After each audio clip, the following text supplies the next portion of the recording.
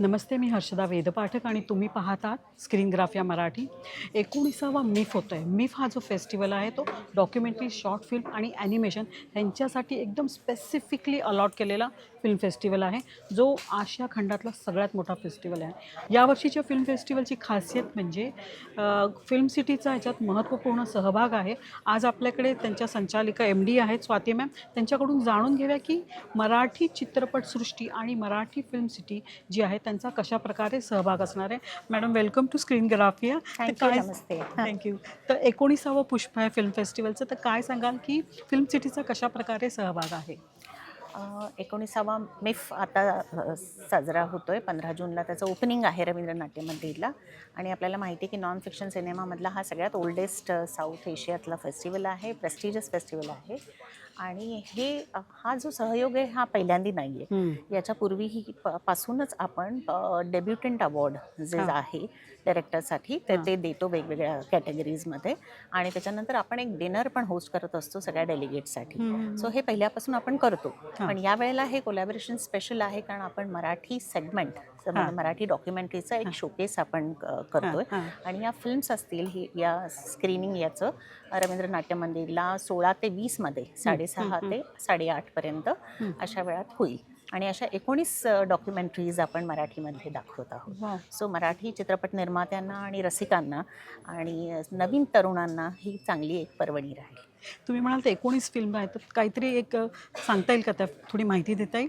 वेगवेगळ्या पद्धतीच्या फिल्म्स आहेत. या खूप चांगल्या पद्धतीने क्युरेट केलेल्या फिल्म्स आहेत आणि वेगवेगळ्या विषयांवरचा आहे. म्हणजे साधारणतः मराठी चित्रपट हे खूप सामाजिक भान असलेले आणि संस्कृतीचा एक आरसा असलेले चित्रपट आहेत. आणि इव्हन डॉक्युमेंटरी पण छोट्या वेळात खूप मोठा मेसेज देतात. सो आम्हाला असं वाटलं की डॉक्युमेंटरी सेगमेंट हा आपला मराठीचा असला पाहिजे आणि त्यांना एक प्लॅटफॉर्म मिळाला पाहिजे. तो हा विचार पुढे आल्यावर हे कोलॅबोरेशन्स आपण अजून वाढवलं. आणि गव्हर्नमेंट ऑफ महाराष्ट्र आणि माननीय आशिष शेलारजी आमचे कुलकर्णी साहेब सेक्रेटरी यांनी पण त्याला दुजोरा दिला आणि प्रोत्साहन दिलं. सो आपण हा सेगमेंट यावेळी इकडे आणलेला आहे. पण ते फिल्मबद्दल सांगाल का, कशा प्रकारे? म्हणजे दुष्काळ आहे, शेतकरी आहे. वेगवेगळ्या विषयांवर आहे. बरोबर आहे. दुष्काळ आहे, ग्रामीण जीवनावर आहे, विविध नातेसंबंधांवर आहे, कोविड काळातील प्रश्नांवर आहे, वुमेन एम्पॉवरमेंट म्हणजे स्त्री सक्षमीकरणावर आहे. अशा वेगवेगळ्या फील्ड्समध्ये वेगवेगळ्या विषयांवर या डॉक्युमेंटरीज असणार आहेत. ओके. पण महाराष्ट्र गव्हर्नमेंटतर्फे इथे पुरस्कार पण असतो ना, त्याबद्दल सांगा थोडक्यात. तेच मी म्हटलं की जसं फर्स्ट डेब्यू डायरेक्टर जो वेगवेगळं फिक्शन आहे कधी आहे तर वेगवेगळ्या ह्याच्यावर ते अवॉर्ड असतं. आणि ते 1 लाख रुपयाचं अवॉर्ड आपण दरवर्षी देतो. ओके. आणि व्ही शांताराम अवॉर्डचं काही आहे माहिती? व्ही शांताराम अवॉर्ड हे NFDC तर्फेच दिलं जातं. जे आपला वेगळा एक व्ही शांताराम पुरस्कार असतो जो राज्य चित्रपट पुरस्कार आहे. हा इथे वेगळ्या पद्धतीचा एक पुरस्कार दिला जातो तो NFDC तर्फे. ओके. पण मॅम, जास्त करून आपण चित्रपट पाहतो, पण मराठी चित्रपट जे डॉक्युमेंटरीचं दृश्य आहे ते पाहता येत नाही. त्याच्यामुळे आपण काही वेगळं स्क्रीनिंग वगैरे करणार का नंतर फेस्टिवल झाल्यावर वगैरे? तोही विचार करू. एकतर इथे NFDC मध्ये या कॅम्पसमध्ये पण स्क्रीनिंग असणार आहे. या ह्याच्यामध्ये 1-2 तासाचं स्क्रीनिंग इकडे पण आपण करणार आहोत आणि 16 ते 20 मध्ये तिथेही.